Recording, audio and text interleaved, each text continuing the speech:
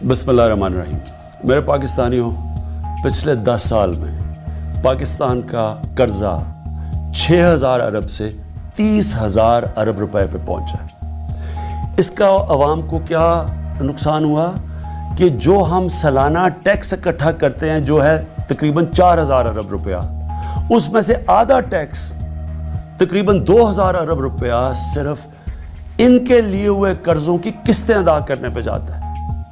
जो बाकी पैसा बच जाता है उस पर ये मुल्क नहीं अपने खर्चे पूरे कर सकता।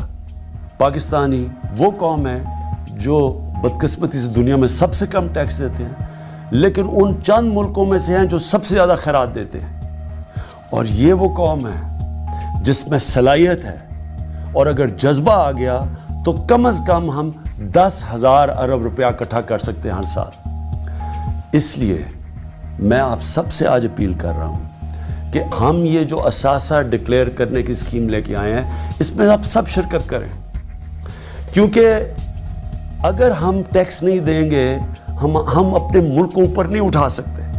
हमें अपने आप को तब्दील करना पड़ेगा अगर हम एक अजीम कौम बनना चाहते हैं। अल्लाह कुरान में कहता है, मैं कभी किसी कौम की हालत नहीं बदलता जब तक वो कौम खुद अपनी हालत बदलने की कोशिश ना करे। 30 जून तक आपके पास वक्त है कि अपने असासे, अपने बेनामी असासे, बेनामी बैंक अकाउंट्स, बाहर पैसा पड़ा हुआ है, इनको डिक्लेयर करें। 30 जून के पास आपको ये मौका नहीं मिलेगा। और ये याद रखें, ये आज जो हमारी गवर्नमेंट है इसके पास वो इन्फॉर्मेशन है कभी पहले किसी गवर्नमेंट के पास नहीं थी। हमारे पास मुआहदे हुए हैं, बाहर से हमें प्रॉपर्टीज़ पाकिस्तानियों की, बैंक अकाउंट्स की उनकी इन्फॉर्मेशन आ रही है।